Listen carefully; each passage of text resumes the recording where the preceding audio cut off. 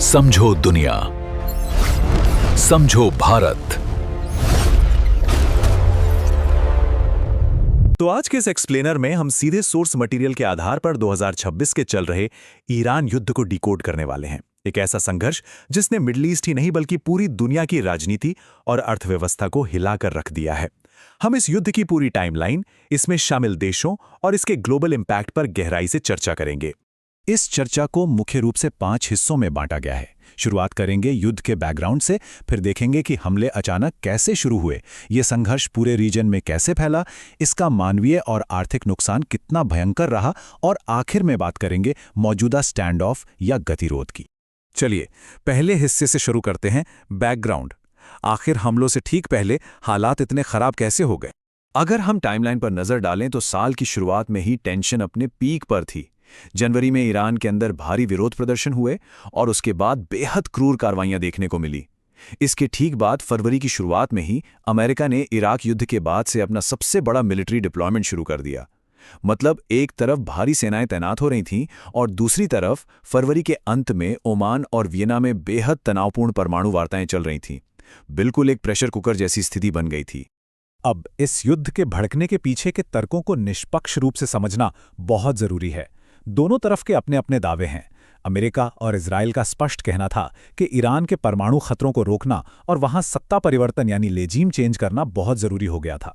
वहीं दूसरी तरफ ईरान का लगातार यही तर्क रहा कि उसके सभी कदम केवल आत्मरक्षा और अमेरिकी आक्रामकता के खिलाफ उठाए गए थे और उसका परमाणु कार्यक्रम पूरी तरह से शांतिपूर्ण है। और यही वो बैकग्राउंड था जिसने 28 फरवरी 2026 की घटनाओं की नींव रखी। एक ऐसा दिन जिसने पूरी दुनिया को चौंका दिया। देखिए, जब कूटनीतिक बातचीत चल ही रही थी तभी अमेरिका और इजराइल ने एक जबरदस्त सरप्राइज अटैक लॉन्च कर दिया। इसे अमेरिका ने ऑपरेशन एपिक फ्यूरी और इजराइल ने रोरिंग लायन नाम दिया। ये कोई छोटा मोटा हमला नहीं था। सैकड़ों सैन्य ठिकानों पर एक साथ बमबारी की गई और सबसे बड़ी बात, इसी दौरान ईरान के सर्वोच्च नेता अली खामेनेई की हत्या कर दी गई। अमेरिका का दावा था कि ये स्ट्राइक्स बिल्कुल सटीक थे, लेकिन इसका असर बहुत बड़े पैमाने पर हुआ। इन हमलों ने ईरान के इंटरनेट को लगभग पूरी तरह ठप कर दिया और राजधानी तेहरान के पास्चर स्ट्रीट जैसे अहम इलाकों को निशाना बनाया गया। अमेरिकी सेंट्रल कमांड का ये स्टेटमेंट देखिए, जिसमें उन्होंने सीधे तौर पर ईरान पर आरोप लगाया कि वो जानबूझकर आम नागरिकों वाले इलाकों का सैन्य इस्तेमाल करके मासूम लोगों की जान खतरे में डाल रहा है। अब इस पूरे मामले में जो सबसे हैरान करने वाली बात थी वो थी ईरान के पलटवार की रफ्तार। ऑपरेशन ट्रू प्रॉमिस 4 के तहत ईरान ने कुछ ही समय में पूरे रीजन में मौजूद अमेरिकी ठिकानों पर ड्रोन और बैलिस्टिक मिसाइलों की बारिश कर दी। कतर के अल उदीद बेस से लेकर इराक के एरबल तक सब कुछ इस जवाबी कार्रवाई की चपेट में आ गया। और यहीं से ये लड़ाई दो देशों की सीमाएं लांघकर पूरे रीजन में फैल गई। ये संघर्ष रातों रात एक भयंकर क्षेत्रीय युद्ध में तब्दील हो गया। लेबनान में हिजबुल्लाह, यमन में हूती विद्रोहियों और इराकी मिलिशिया ने भी अपने अपने मोर्चे खोल दिए। लेकिन सबसे बड़ी एस्केलेशन तब हुई जब खाड़ी के अरब देश जैसे बहरीन, कुवैत, यूएई और सऊदी अरब सीधे तौर पर इस क्रॉसफायर में आ गए। ईरान ने इन देशों पर सीधे और अभूतपूर्व हमले किए। ये युद्ध सिर्फ जमीन और हवा तक ही नहीं रुका, समुंदर में भी हालात बहुत तेजी से बिगड़ने लगे। हिंद महासागर में एक अमेरिकी सबमरीन ने ईरानी फ्रिगेट IRIS दैना को टॉर्पीडो से उड़ा दिया। ये कोई मामूली बात नहीं है। फॉकलैंड युद्ध के बाद इतिहास में ये पहली बार था जब किसी पनडुब्बी ने एक्टिव कॉम्बैट में किसी जहाज को डुबोया हो। अब आते हैं इस पूरे संघर्ष के सबसे दर्दनाक पहलू पर, इसका मानवीय और भयानक आर्थिक नुकसान। इस तबाही के स्केल का अंदाजा लगाना भी मुश्किल है। सिर्फ इस एक नंबर को देखिए। अमेरिकी सेंट्रल कमांड के मुताबिक युद्ध शुरू होने से लेकर अब तक ईरान के अंदर 11,000 से ज्यादा ठिकानों पर हमले किए जा चुके हैं। 11,000! ये संख्या अपने आप में इस युद्ध की भयानकता को साफ बयान करती है। और अगर आर्थिक नुकसान की बात करें तो मार्च के मिड तक सिर्फ अमेरिकी सेना का ही खर्चा $18 बिलियन तक पहुंच चुका था।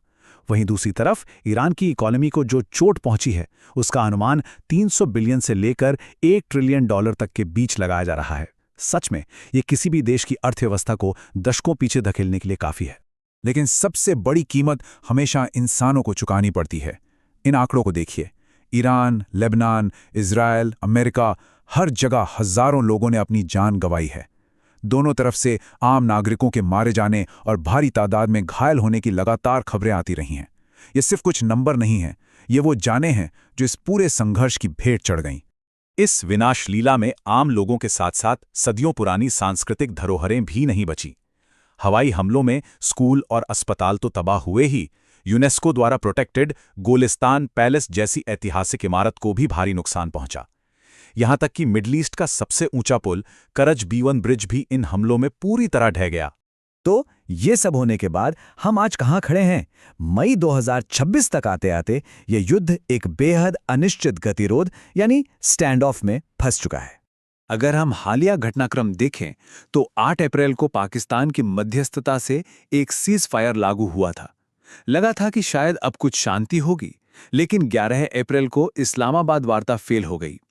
इसके तुरंत बाद 13 अप्रैल से नौसैनिक नाकेबंदी शुरू हो गई और पूरी स्थिति एक बहुत ही अजीब और खतरनाक गतिरोध में बदल गई। आज का सिनेरियो कुछ ऐसा है कि पूरा रीजन एक दोहरी नाकेबंदी यानी डुअल ब्लॉकेड में फंसा है। एक तरफ अमेरिका उन सभी जहाज़ों को बीच में ही रोक रहा है जो ईरान की ओर जा रहे हैं, और इसके जवाब में ईरान ने दुनिया के सबसे अहम ट्रेड रूट्स में से एक हॉर्मूज जलडमरू मध्य को ही ब्लॉक कर दिया है। ये ग्लोबल एनर्जी क्राइसिस के लिए एक टिकिंग टाइम बॉम्ब की तरह है।